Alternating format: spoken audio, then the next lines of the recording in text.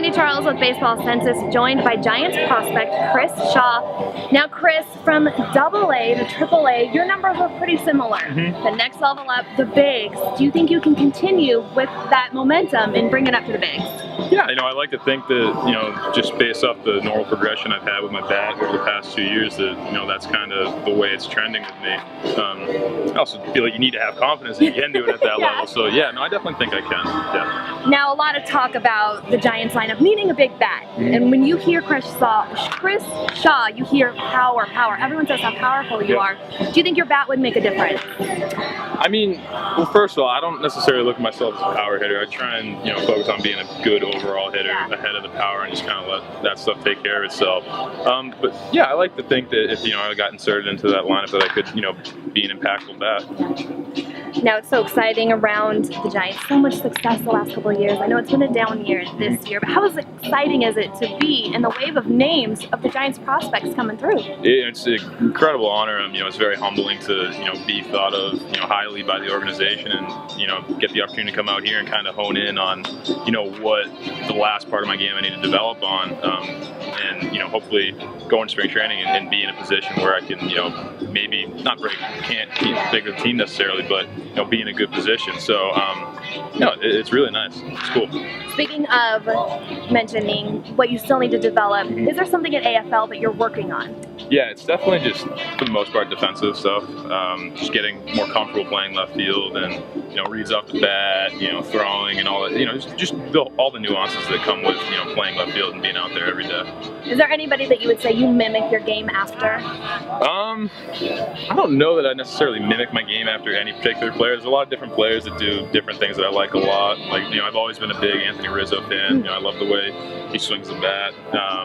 Defensively, any good outfielder really you can pick. I love watching, good center fielders because those are normally the best, fielders, out there. So, just guys that you can look at to kind of pick up on. Now, last season in minor leagues, what is something you can take away or something you feel you excelled at? I was, really happy with the way I kind of maintained consistency throughout the year at the plate, which is something I struggled with in my first full season.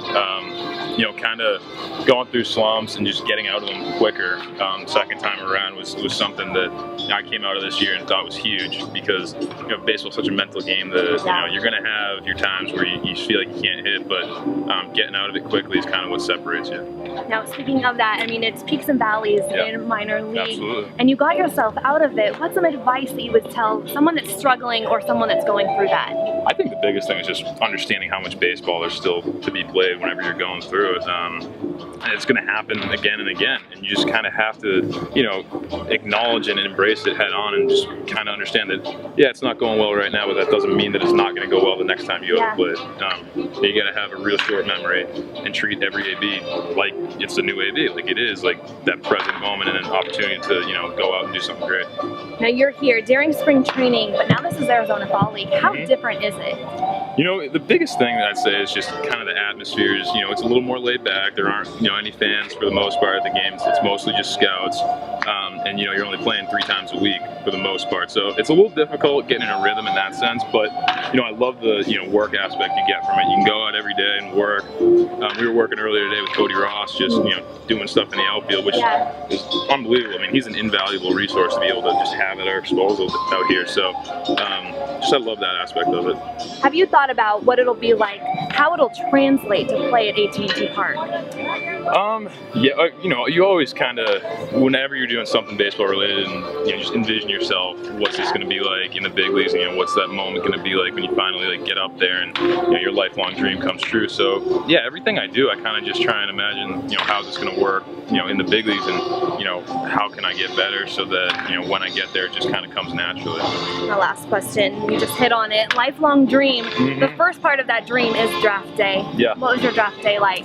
It was small. Family and friends came over. We just watched the draft at my house, and I knew probably like 8 picks ahead that if I got to 31, the Giants were going to take me. So, when that 30th pick came and gone, and the 31st pick was on the board, I knew, and it was just total elation. It was incredible.